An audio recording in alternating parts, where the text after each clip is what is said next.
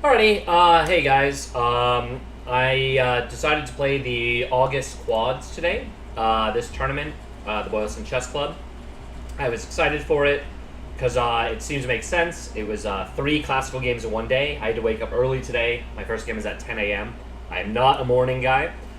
And the games basically are like kind of like 10, 1, and 3 or something like that. Or I guess it's 10 o'clock, 1:15, and 3:45. So I was kind of at the chess club all day. I got there at like 9:45, and I'm doing this recap around 5 p.m. So, yeah, so it seemed to make sense. I was kind of excited. I'm going to give you a spoiler at the start because I'm a little bit upset. I won all three of my games. I went 3-0. However, if you can tell by this entry list, I put my rating. And the reason why is if you look at after the Tuesday Swiss that I played, my provisional, I keep calling myself provincial rating, but maybe that's correct. The provisional rating, let's see, shows that I'm, from that 1579. So I wanted to play 1579. I wanted to play against, to be completely honest, higher rated opponents. I believe my true rating right now is around 1800. I want it to be higher, but that's based on chess.com, my own performances. That's what I think I am. And I don't want to be playing people who are like 500 rated, okay? I just don't. I feel like that's just not fun. It's probably not fun for them. It's not fun for me. If I lose to them, I'll freaking kill myself. Not really. But, yeah. And what happened is when they seeded the buckets, and I know they don't have it, they don't have the buckets up, for whatever reason, they put me in the very bottom bracket. So at first, I didn't know that. I thought they were just throwing me in with a lot of unrated people. So I told my friend, I thought this guy was going to be my first opponent, who has a 17-18, a young kid. So I was going into this thinking, oh shit, like they're matching me up against 1700 my first game. I think that I'm probably still better than that, but this would be like a real threat. Actually, they paired me with this guy, who was like an 8-year-old little child who was too shy to say anything. Again, he's only played 4 games, so it doesn't really mean anything. A 916 rating, who knows? But he's not exactly, even though he was a super young kid, he was not strong. I'll just say that. I mean, I didn't think any of my opponents sucked, but he was not strong. So anyway, so I spent the entire day playing. I don't want to whine about winning. I'm very happy. But you can understand I kind of went in there wanting to play against sort of better players, and that didn't happen. Also, it was interesting. The Tuesday night Swiss that I've been playing, most of the people were kind of like young adults or adults, even some older folk, which is cool. Very few kids. This tournament had 40 people registered. I don't know if half of them were like, 8 to 10, but at least a third, if not more. So there were probably like 15 to 16 kids. And like, that wasn't bad, but they were kind of like loud, obnoxious. A lot of them were like sneezing, coughing. So it was just like, it was honestly not as enjoyable as the Tuesday night Swiss. So that's kind of the preamble. So I go there and I'm thinking that my opponent is really like this strong young kid, so I was going to take him very seriously. His name is Damon Kai, and he was so shy. I had to ask him like not 10 times. I said like 4 times. I said, "Hi, are you Kai? Are you Damon? Are you Damon?" And then finally he said, "Yeah." And he was like really shy, and obviously I was never like mean or intimidating or anything like that, but he probably was afraid of me, to be honest. Not that I did anything to make anyone afraid of me. So anyway, I don't know if I'm going to combine all 3 games or not into a video. We'll just see how this takes us. I don't think, and one other note as well, so in my group, I'll tell each opponent as they come. So I unfortunately was stuck in the Swiss, because the lowest rated, they threw the 5 players, because maybe they weren't 40, maybe they were 41. I don't know, whatever it was, there was an odd man out, which meant that there was a possibility that I was going to get a bye and not be able to play around, which I really didn't want, given I schlepped down there. Thankfully, that didn't happen. I won all 3, so I was constantly in the mix. But, yeah, that could have been annoying. All right, on to the chess. I also got 2 blacks this tournament, only 1 white. And actually, my first 2 games were black, which is unlucky. But it's, again, not a big deal. So my opponent, and when I say 8-year-old, because I text my friend, like, I have no idea how old these kids are. Sometimes it's noted in, like, the U.S., sometimes it's noted here. Like, is it noted even here? Like, his birthday? I don't know. Who knows? It just says when they joined. Yeah, so I really don't know. Anyway, all I know is he looked like this kid wasn't even a teenager, all right? I'll say that. So he plays e4, I play e6. You know, this is you guys are going to see a lot of these kind of openings from me. He plays d4.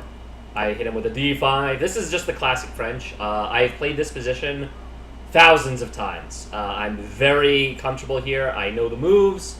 I know some of the wrinkles. I know the ideas.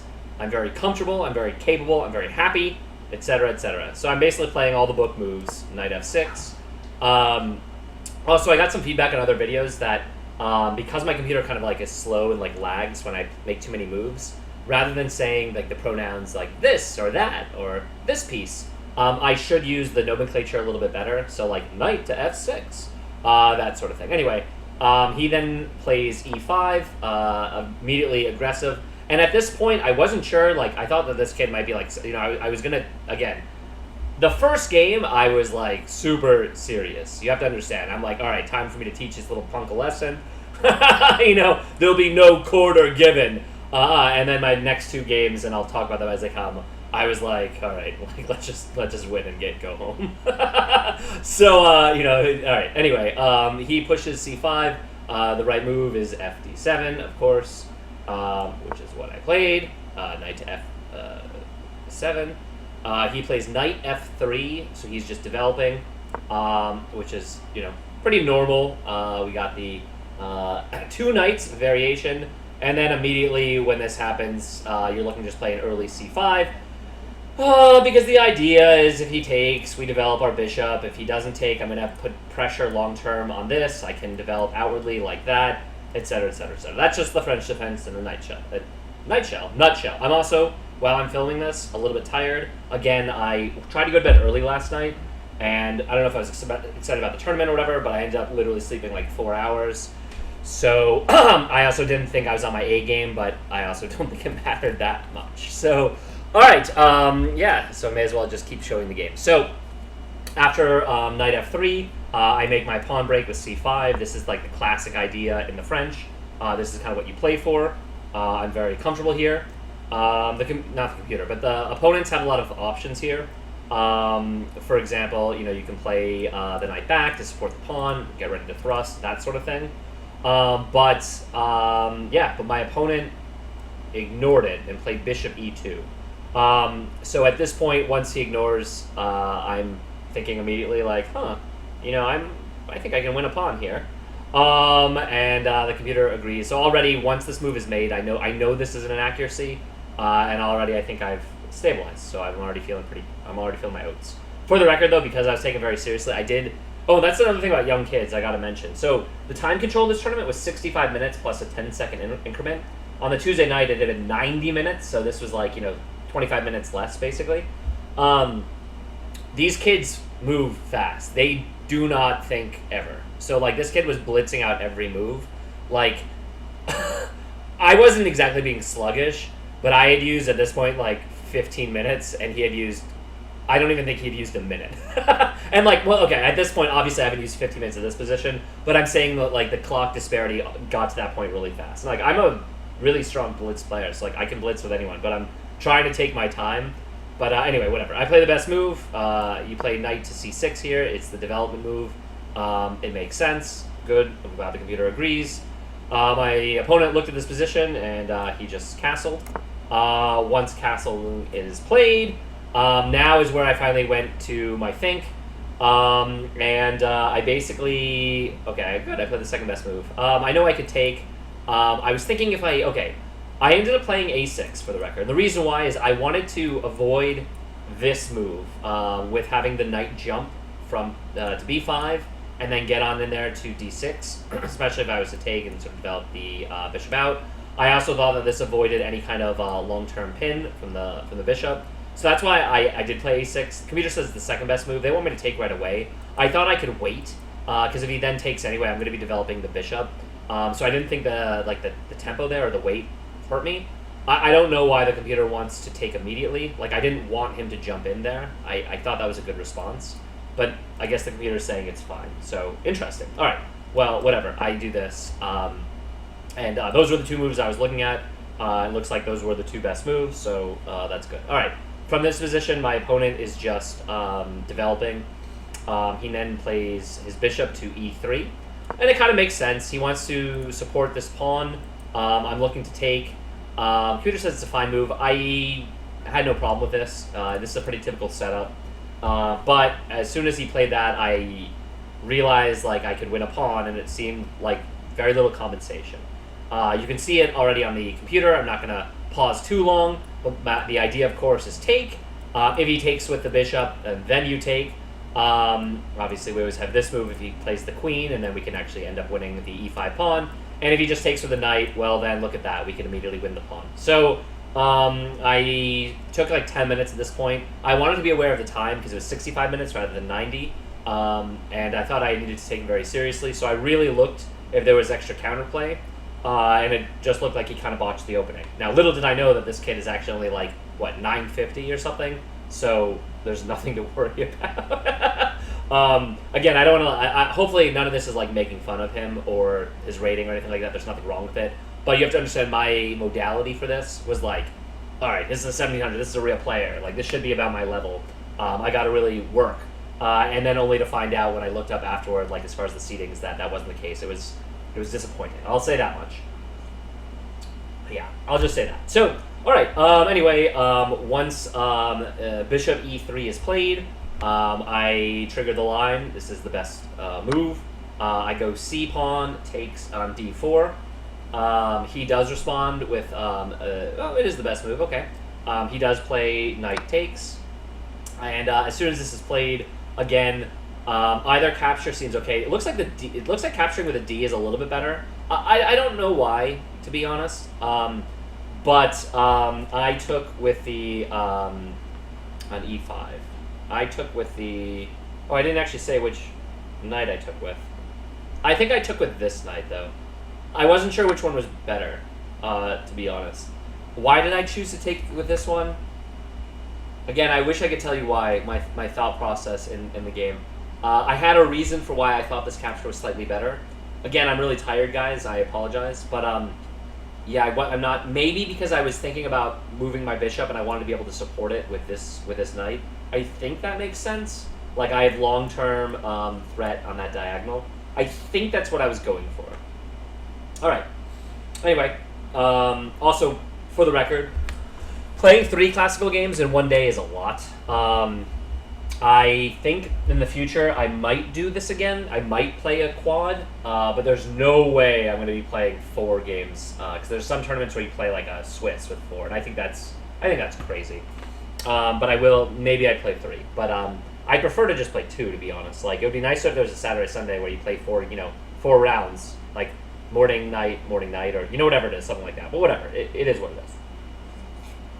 All right, enough about that.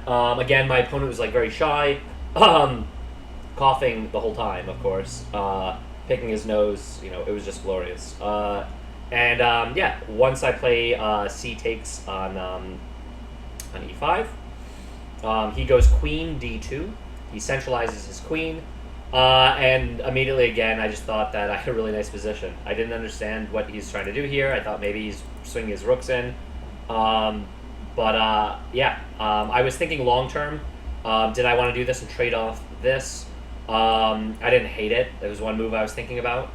Oh, cool. I played the second best move. Nice. I go bishop d6 because now I want a castle. And I figure we want to just develop.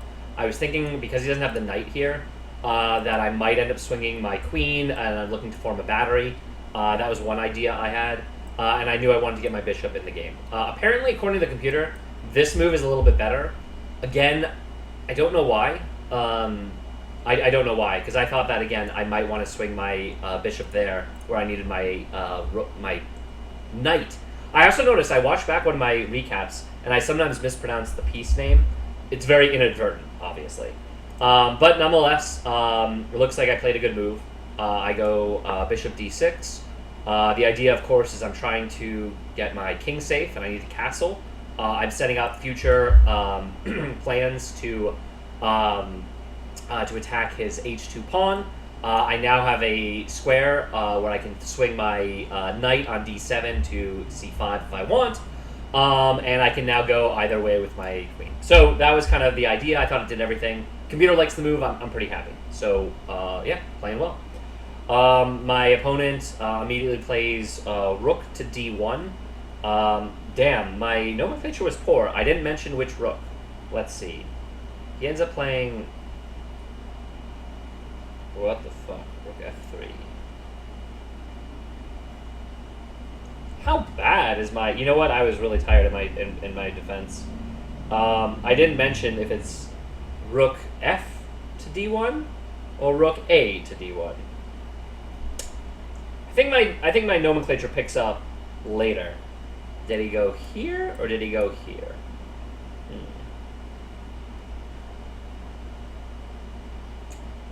Well, this is just gonna have to be a mystery, isn't it? I think he ends up lifting. Yeah, you know what? He does a rook lift. So I think he played this one to d1. Yeah, rook a to d1. I really wish I wrote down the piece movement a little better. Oh, you know what? It's because he didn't do that one yet. Great. Because that would have been a reasonable move. Let's delete this. All right. Whoops. No. This is going to be a mess on my recap. All right. So he doesn't play that. Instead, once I play bishop d6, yeah, he plays f4. Oh, it is the best move. Okay, he plays f4. He strikes out at the center. I thought this was a weakness, to be honest. Apparently the computer likes it. But I thought he was giving me a jump square. He's opening up his king. I didn't really see it, but the computer likes it, so what do I know? Obviously, I've got to move my knight. I was considering moving here, but I didn't think it was good because he would go take, and then he'd have this discovery. So it would be like a bad pin. I was also considering moving it to g6, which apparently is also not a good move. But I was a little bit worried about him running it down, me taking, and then him exposing, kind of opening up on my king. So I thought that by process of elimination, this had to be the best move, knight c6. And thankfully, sometimes when you give your opponent only one move, oh, that's nice, the computer's scoring at a great move. I mean, it seems like the obvious move, right? Like, sometimes you just do process of elimination, and it's the only move that made sense, so I played it. Now that he's played... okay, makes sense. Okay. So now that he played f4, now he goes rook d1, and I know it's this rook because he ends up doing a rook lift. Okay, so still my nomenclature should have worked, but I guess he's like just trying to bring his pieces into the middle, that sort of thing.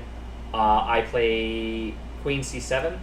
I didn't want to castle yet. Looks like a computer recommends castling. I play the third best move. But he has a lot of pieces pointed at my king if I castle. And I was a little bit worried about it, you know, like maybe there'd be some way of opening up with his pieces not developed. So I thought that I would hold off on castling for a move. It's wrong. I should just castle into this. The computer wants me to go there maybe so I can end up playing to the hole on e4. But I play queen c7.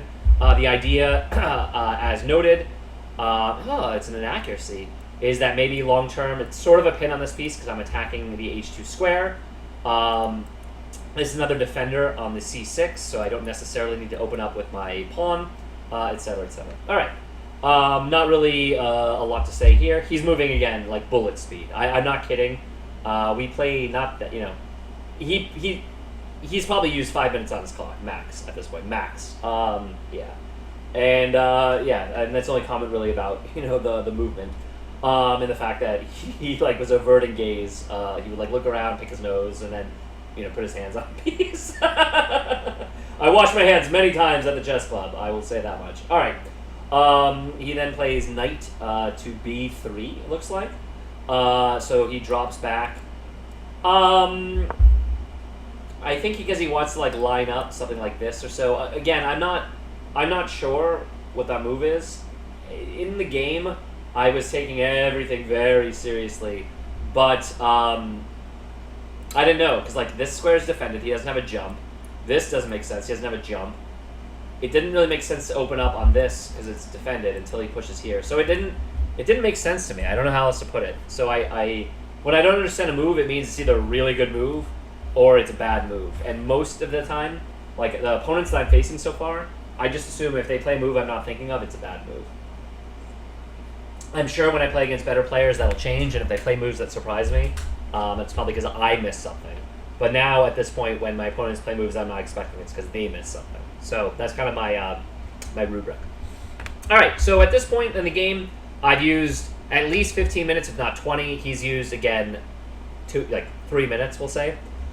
I'm thinking about the weaknesses of my position. My king is not that safe. It's in the middle of the board, so I am considering castling. My bishop is bad right now, so I need to maybe find a way to activate it. Yeah, that's it. I kind of liked everything else about my position. I'm up a pawn. 1, 2, 3, 4, 5, 6, 7. 1, 2, 3, 4, 5, 6. So I thought that the way to solve that is to play b5 so that I could then have an easy battery. I would then have my classic bishops kind of bearing down on these long diagonals. And then maybe if I castle whatnot, I have a pure attack coming down the queen side. So that's what I found. The computer says it's a fine plan. They want me to just still play this move, knight to f6. I guess they always want me to jump on into the square. I just didn't think I could do that yet because this is still pinned against that. So I didn't really want to open up the middle of the board. So I'm not sure what this does. Maybe it's because they don't want me to even move it. They just want to leave it at that square. I don't know. I just don't know. So, all right. It is what it is. I play b5. I thought this was like a pretty reasonable move. It says it's good enough. Again, my development plan is pretty clear-cut. He really has no jumps. I'm now limiting even further, kind of suffocating his c3 knight. Once b5 is played, now he goes rook f3. Now this is where he plays. So I am right about which rook he moved, and I think he's just trying to brute force it. And I was considering that. I said, okay, Rob, what do I do if he plays that move? I actually, by the way, when this was played, it surprised me, and I thought my plan of shadowing might still be good, but it was also a little bit slow. I was looking at doing a pawn push like a gorilla of g5, so that if he takes, I'd be taking away this square for his rook, and I could be the one to be in there first. So I was really looking at g5. I noticed it's not on one of the computer suggestions, so I guess it's bad. But that's what I spent a while calculating in this position, for the record. I think the reason I opted against it is I wasn't sure if I should be castling, and obviously I don't want to play g5. It's very committal if I'm going to castle. So, and I wanted to clear... Oh, that's the other thing. I wanted to develop my last minor piece so that I'd have the option of going queen side, because then my rook would be lined up on his queen. So that's actually why I held off on the g5 move. I don't know if you guys can hear the sirens in the background. It's just kind of a feature of where I live. Big fire trucks going on past me. Anyway, so that was so I basically was looking at developing this piece so that I can get king safety. I was looking at playing g5. They recommend, wow, this is crazy. So like they recommend basically rotating the knight by playing knight to e7. Maybe it just forms another like defender. I don't know. It's interesting. I was always looking at this fork if I could ever make it work. He's got a lot going on there. If I could ever push this and then push that, I would win material. So I was also looking at the center of the board. I thought the best way to do it, the other reason I actually was thinking heavily about bishop e7, which is a very reasonable move according to the computer, is I thought I could play this, like if I basically, if my knight is not on this square, and I thought there were definitely moves for me to do it, then I have the tactic where I'd be able to push, and then I'd open up on his rook. So that's what I was looking at. All those moves. Again, I thought this was kind of awkward. I figured he wanted to do this. I also was considering playing h5, but I thought it was too slow because if he plays there and I play there, he can immediately dive down, and I didn't like that position. Again, the computer wants me to just castle into it. All these moves are kind of identical. I play what I think is a decent move. I don't think there's anything wrong with bishop e7. The computer's going to say it's not as good as the others, in accuracy. But, but as a human, this move made sense. I wasn't sure about the knight jumps. I wasn't sure where I wanted them to begin with. All right. Well, it is what it is. I played bishop b7. My opponent goes knight to d4. He reroutes it again. He's moved the piece back. He's now moved it forth. He doesn't really like where it is, I guess, because I have a plan of kind of pushing. And once he played this, by the way, a lot of his moves didn't really make that much sense. And this is the first point, 15 moves in, where I thought maybe my opponent is not an all-star.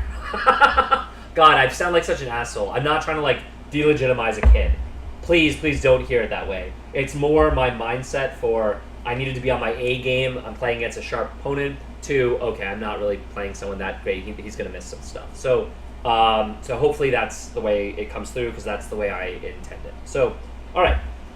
He plays knight d4. Obviously, I'm considering what happens if I trade. I didn't think it was good, because they would take this, and he's immediately bearing down.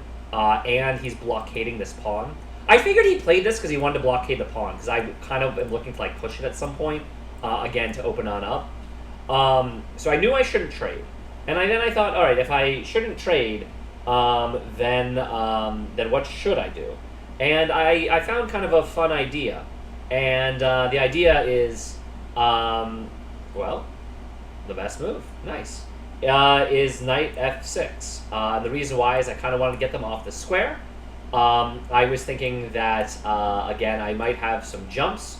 I was thinking, still looking at the e4 square, where I obviously have the pawn defending, which would then be immediately attacking the rook. Plus, I now have the defender on the long diagonal, etc., etc. So I thought that was a good square for my knight, and I saw the way to jump there and get there. So I play the best move. Cool. I play knight f6. Computer likes it. Best move in the position. That's cool. My opponent decides to trade. So he trades. And once he does knight takes on c6, I have a choice between bishop takes or queen takes. Obviously, with queen takes, we're trying to set up this this checkmate. I didn't think it was as good, because I thought that if he moves his rook here, which it certainly looks like he wants to do that, he's defending that square. And long term, if he redevelops his own bishop there, then it's my queen that's the one under attack, and it feels kind of funky. So I thought the correct decision based on that was take with the bishop. Looks like that was correct, which I feel good about, so I took with the bishop. And I still, for the record, thought this was good, because I am still threatening this immediately, the tactic, which I was kind of looking at before. Yeah, and then he tries to blockade with bishop d4, which again makes sense. He might be trying to open up the position. Long term, he does have some threats here. I'm still angling this if he ever pushes. Then I obviously can play like e5 or something as well. Yeah, and yeah, bishop d4. This move did make sense to me. I no longer have the tactic, at least for now, as far as pushing the pawn. So I can't go for that. All right. With that in mind, move 17, bishop d4. I then look at this position, and I think to myself, all right, what should my plan be? Do I want a castle? And I decided no. And the reason why, I know I'm holding off on it, is he's got this piece bearing down. He's got the potential for this piece bearing down. He potentially has ways of coming on in with his queen, potentially even a way to come on in with his knight. It just looked like he was actually kind of quick on the king side, just attacking me, and I didn't want to castle into it. It actually felt very unsafe. So I thought, okay, if I don't want to castle, then maybe I should attack where my pieces are, which is the queen side. And I thought, all right, how can I attack on the queen side? Well, one such line is opening up scope for my light square bishop, which I thought meant pushing. I also looked at his knight, how limited it was as far as moves. This, he can't move, he can't move, he can't move, he can't move. So I thought that b4 was a natural good move, and the computer agrees, because I thought you have to replay back to his initial square, which I just thought was a shitty place for his knight. Computer agrees, so I play b4. My follow-up, of course, I'm considering this. I'm considering still drop-down moves if I wanted to kind of reroute. I'm considering getting on the open file. All those moves kind of open up the door. He plays knight to b1, which is the only real move in the position. Computer says I'm just like dominating him here, and I did feel like I had a strong position, so that's always nice. Yeah, he played knight b1. I then play knight e4, because now that I've moved that, I get the dream square for my knight. Yeah, oh, they want to play, oh, wow. I didn't consider this move. They want to play knight to h5.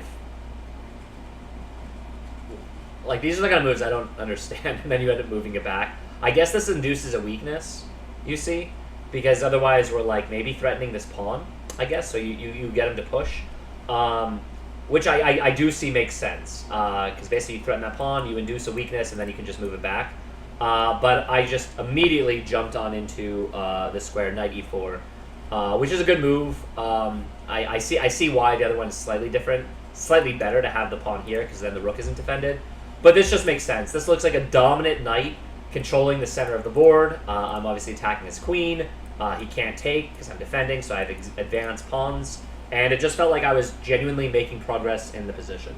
So yeah, so knight e4. He plays queen d3, which is a mistake, of course. I mean, I was always looking at this move. They like... Yeah, alright. I'm going to say this is the first time in the game I'm making progress.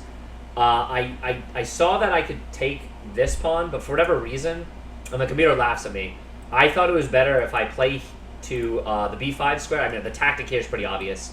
He has to move his queen, and then I would open up to the c pawn. Apparently, the computer says I should just gobble, gobble, gobble, hold off on attacking his queen, and just take his pawn. For the record, that is the best computer move. I played the second best move. I mean, it's still very, very good. But I was a little bit worried about opening up the position if I play this, and then he plays something like, rook to f1.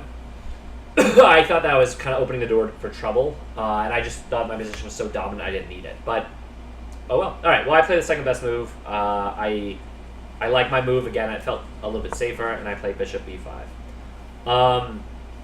Yeah, they rated it in accuracy. It's like, fuck you, computer. Like, I don't know. Wait. Yeah, they just wanted to take the pawn. All right, well, whatever. Whatevs. Once I play bishop to b5 on move 19, he plays queen e3. So he's like really juggling his pieces around like a mad lad. And interesting. So the computer wants this pawn more than this pawn. They want to, like, if you can follow along, they want me to take, he takes, and then I no longer have this. But I have this, because the queen is no longer defending the f-pawn. Oh, right, I said I was going to say fewer thises and that's and more piece placements.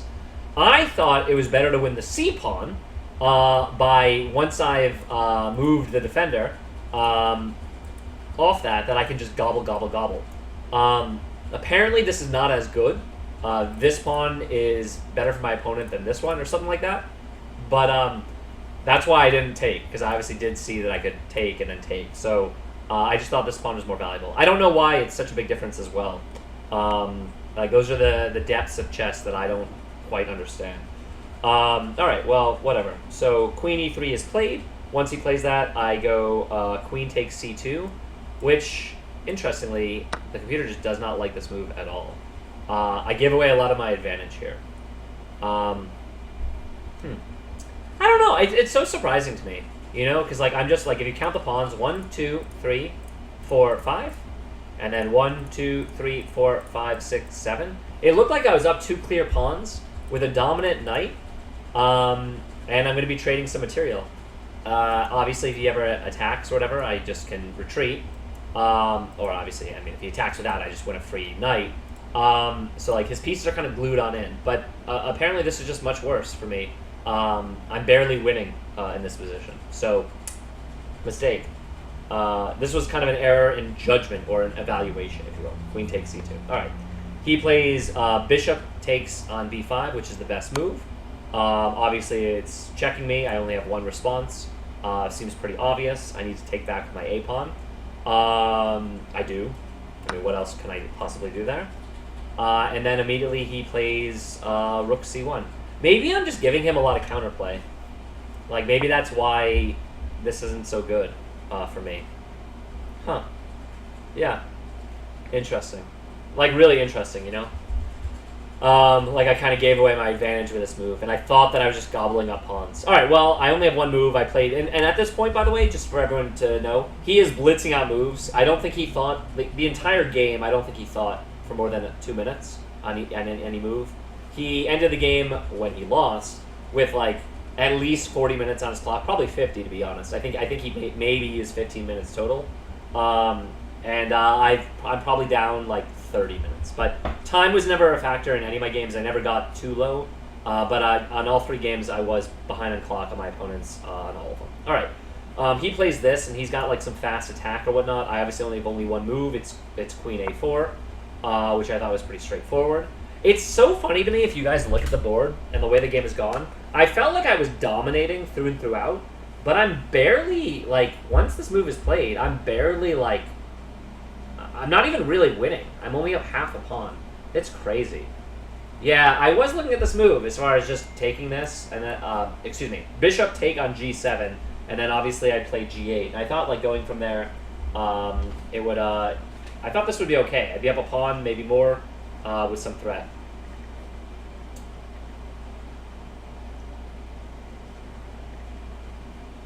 Sorry, responding to a text message. All right, yeah, I guess I'll break these into 3 videos. So it's already been 35 minutes. I think I just babble and talk nonstop about miscellaneous bullshit. I just don't know how to do this faster. I think part of the reason I don't want to do it faster as well is because my computer has issues with cycling through. Yeah. All right. Well, anyway, once I play Queen A4, it's the only move. I was aware of this. I wondered if it was good. He then goes A3, which seemed kind of strange. I was thinking he did this because he wants to activate his knight. I'm considering taking. And finally, move 23, I find the second best move in the position, which is to castle. Now I feel like I'm safe. I want to defend this pawn, and I thought that was the best way to connect my rooks and get them into the game. So I castle. Seems like an excellent move. I'm pretty happy about that. Because it didn't feel... Also, by the way, the other reason is I never was afraid of this move, because with my dominant knight, I'm now defending that square. So I felt good. Very, very good. And it looks like as soon as he made that blunder, by the way, I'm like totally winning again. So kind of funny how chess works, you know? He plays rook c6, which I didn't understand. Like, I'm going to be honest, he's not really attacking this because I'm defending. He's not really attacking my dark square bishop because my knight on e4 is defending. So I've got options. I end up taking the pawn. I'm always looking, for the record, at queen to d1 check. Because my knight takes away this square, that is the f2 square, it's kind of a mating net, believe it or not. So I'm always looking at that. However, I saw he would be able to respond, and obviously, you know, trying to pick up the knight that's stranded on b1. But I thought after rook f1, it wasn't really anything special for me. And it looks like the computer doesn't even recommend it as one of the moves. So I know that I always have that in my back pocket, but it didn't seem right to play it here, at least. All right. With that in mind, once I castle, he plays rook c6. I now take b takes, and the reason why is I figured my king was safe, my pieces are defended, I had the center on lockdown. The only weakness I saw in my position was the fact that I had double pawns there, and I could just take. I also thought that maybe we could do some trade downing if we just trade everything off the board. He can't ignore because I'm threatening to make a queen. Yeah, so I thought that this made sense. I'm glad the computer likes it. It was the best move in the position with b takes on a3. And yeah, once b takes on a3, he then quickly follows with taking with the pawn. B takes on a3. I followed it up with, once he plays that, you know, right here I immediately see the tactic. If I push, I'm exposing on his rook. Obviously, if he takes, I can take. If he moves back or so, I can then just take the pawn and start pushing. If he trades everything, I win that trade. Boom, boom, boom. Yeah, so everything just pointed towards this is great for me. I studied this. It looks like the computer says a lot of moves are good. I can literally just go this as well. Meaning, the rook on f to activate it to the c8 file to challenge this rook. He'd have to trade it off. And then I'd own the file, and I'd still be threatening, you know, like, you know, these kind of moves. By using the file, the only open file. But I just thought b4 was the best move in the position. It turns out it is. I slam it on the board. Yeah, he actually, as soon as this is played, one thing I noticed about young kids, they just never fucking resign. Like, the game felt over to me, right? Like, look at this. But they don't have, like, an I quit button, which is a little bit annoying. So instead, my opponent decides to go for the counterplay by sacking the exchange. Once he trades, it's the best move in the position for him, but it's just a losing position. I immediately take, because what the hell else am I going to do? And he sets up the one threat. It's a kind of a one-move threat, queen e5. It's probably the best move in the position as well. It is. because obviously he's trying to threaten checkmate on g7. I saw I had two defenses. I have my knight that I can move to f5, which defends and attacks. And as soon as I saw a move that does two things at once, I really liked it. I could play this passive move of knight to e8. I didn't like it because I thought that he would immediately play the bishop back and he'd win back the exchange. So I saw that and I thought that wasn't as good. Or I could play something funky like f6, but that seems like it loses. I don't know. Apparently it's the second best move. So yeah, okay, interesting. Apparently that's still good for me. But once I saw f5, I had to calculate. I had to say, is this okay if he threatens g4? And I said, yes, it's fine. I can immediately trade off the dark square bishop. There's no more mate threat. This pawn would then be in the way of the rook, so he's never threatening checkmate. And then I would just continue the plan of taking the pawn and just pushing up the board. So once I made those calculations, I said, all right, is there any other complications? Is there anything that I need to know? Because once this threat is dealt with, the game should end. And I played the best move, knight f5. He looks at it without missing a beat. These kids have heart, man. You know, they have heart. He does play g4. Unfortunately, of course, this just loses because I saw the tactic as well. Remember how I said I'm always looking at this... Excuse me. Wow, my computer freezing. Hopefully not. Let's see. I haven't checked this yet. Okay, it seems to be handling it okay, maybe. I'm considering, you know, if I play my queen to d1, I check. Obviously, he'll have to move back. But now I have two attackers on the bishop, and I should be winning material. So I played it. Boom. Yeah, move 28. Queen to d1, check. He can either drop the rook, or he can bump up his king. I didn't think it mattered. He moved his king to g2, and now I went to another tank again. My opponent used again 15 minutes total for the game. I used, from an hour and 5, I think I dropped down to 30 or 25 minutes at the end. So I probably used 40 minutes total. This was my think. Because I knew, okay, for the record, I knew knight takes was the best move. I just knew it. And I was considering not playing it because I was considering playing, wait, what do they want?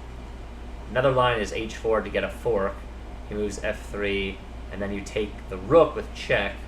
They take, and then you just play f6. Interesting. All right. Well, I didn't want to get into any complication. I thought if I took with the queen, rather than him take back immediately, he would then take back the piece with his g pawn, and then I would take his queen, and then he would take, and I would just be up a clear rook in an endgame, which of course seemed incredibly winning to me. It is. I'm up 5.6. But I did know that taking with the queen with the knight was more accurate, so I decided to be more accurate. I did in fact take with the knight. Again, I had no idea why these people don't resign. I wouldn't want to play this position, but yeah, he tries another last gasp of rook h3. The idea is he's continuing to just try to attack. I mean, it's his best move, and so I play queen e2. And at this point, queen c2, excuse me. At this point, I thought that if I could just trade queens. Interesting that it's like the second best move. I mean, obviously this move is very good too. This move being b takes and just starting to take the push the pawn. I'm sure I could even possibly take the b1 knight. Yeah, everything is winning. I just thought that this was the most responsible decision to go queen e2. The reason why this forces the trade of queens, I know my accuracy will suffer for it, but from a practical perspective, I thought my chances of winning this are 100%. So I played it.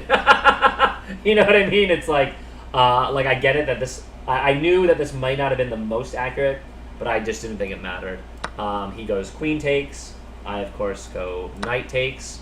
Once these trades are made, the queens are off the board. I'm just up a clear rook. I have a passed pawn. 1, 2, 3, 4, 5, 6. He's got 1, 2, 3, 4. I have another major piece. The game is over, but he played on. So I'm going to wrap up the rest of the game pretty quickly because pretty clearly the game is over here. He went king g3. Whoops. No, he didn't go king. Wait. No, he didn't. He didn't go. Where did he go? 31. I go 92. Oh, no. He goes, excuse me. His move is A takes on B4. He takes here. And once he takes there, I have another fork. I figure, oh, it's the best move of the position. I figure this probably ends it. I thought that surely now he'll resign once I fork and take his last rook. But that would be inaccurate, because he then played his king up to G3. Once he does that, I mean, the good news is, according to the computer, I didn't have like a forced checkmate. I didn't have a forced win, so I guess that's nice. That it's not like I missed one. But I finally, at this point, I'm kind of moving faster. I'm honestly trying to just end the game, thinking that eventually, if my opponent has no material, surely he'll hit that resign button. But no, it's just not the case. So because of that, my technique was maybe a little bit sloppy. I'm going to make the last moves kind of quickly. I get my rook into the game. He tries to get his knight into the game by going knight to d2. I play what I think is a clever move. It's not up there on the computer, but I was thinking I was drilling myself recently with mating nets, and I ended up playing g5. The reason why, again, I thought this was a good move. I guess it's probably not going to help my... Oh, it is an excellent move. Yeah, it's because I wanted to take away these squares for the king, so I could set up the mating net, as it's called. Obviously, if he ever attacks it somehow, something like that, I would just defend it. It being the G pawn to take away these squares. So that's actually why I played G5. I know the game is over at this point. Part of me wants to be accurate, but part of me wants to just get out of the seat and get to the cafe and actually eat some food. Because remember, I woke up early, got like 4 hours of sleep. I didn't really eat anything prior to the game. So that was my mindset. That was also another reason why I was kind of annoyed that he didn't resign. Because I wanted to eat food. You know what I mean? From here, my opponent plays king to g3. And again, this is mop-up duty. We do play a few more moves, if anyone's curious. It looks like I am playing the best moves. I have mate in 9. For the record, I didn't see the mate in 9. I just knew that I would have a mate in here somewhere. I think I do mate him in 9 moves, though, for the record. He then plays king to f3. Nope, he cannot do that. Once I check him... Oh, king... He plays his king here, excuse me, to f2. F2, not f3. I then play... What did I do?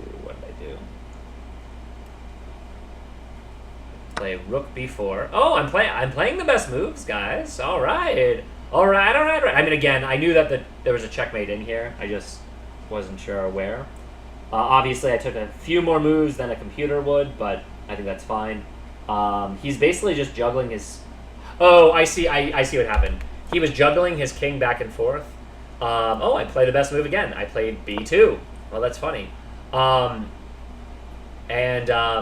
Yeah, and so what happened is he was basically juggling his king back and forth. And they want me to go A2? Oh, like that. Oh, okay, whatever. I didn't think it mattered. So I was slightly inaccurate. I just traded this piece off. The rook for the knight, because I thought the easy way to mate him is he takes. I thought I had an accurate move where I played the rook to the h3, and I'll play out the moves anyway. Like I didn't stop writing them down. It looks like I made him on move 48, he basically spent the whole time just juggling his king back and forth. I'll play them so that they're on the board, so it counts for my I guess for the accuracy. But yeah, he's just basically going back and forth. Literally, I have like 30 minutes in my clock, and like he could just topple the king, but yeah. Anyway, so we keep moving back and forth. I take opposition. I did a lesson recently by myself of taking opposition. He moved here. I moved here. I ended up mating him on move 48, so I forget exactly how. I'm just making some moves. I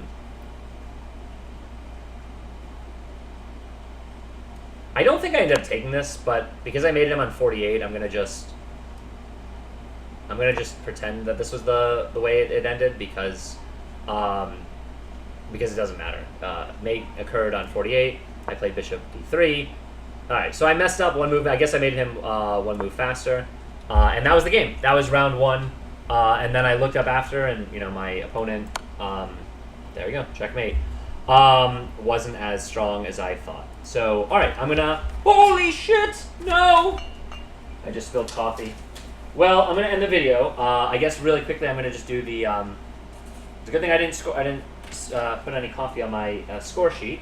I tipped over some coffee right by my keyboard. Not great. Let me just write down my opponent, Damon Kai. Okay.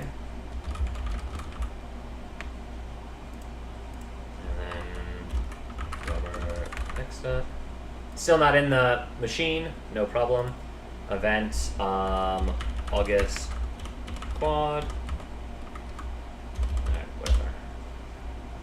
Alright, this is not correct, obviously, but whatever. Location, we'll just put Boston, MA, round one. And, yeah, I'll save this to my, let's see, saved analysis. Let's see, add to game collection. Let's create a new one. Let's say Aug, second, quad, Boylston. Alright, so there you go. We will add that on in there. Perfect. Let's review. And then I'll clean up this coffee, and I'll end video 1. 87. When I went for the record, when I went over it afterward on my phone, I had an 88% accuracy. So obviously, some of the final moves to checkmate, where I was just quickly inscribing them, I guess I had one more slightly more accurate move probably. But I'm not going to quibble too much. I'm not going to go over and do it again for 0.1 difference. Yeah, so this was round 1. After that, I looked at my opponents, and I thought this was going to be an easy tournament. I'll still maybe I'll put the next 2 opponents at the same time. I don't know. Anyway, that was round 1. I thought I played fine. Looks like the computer said I played very well, but he made a lot of mistakes. And it's a win. I'll take it. I need to get my rating. I need to play 26 games, so if I'm going to beat up on like 900 players, sure, whatever. All right, thanks for watching. That was round 1.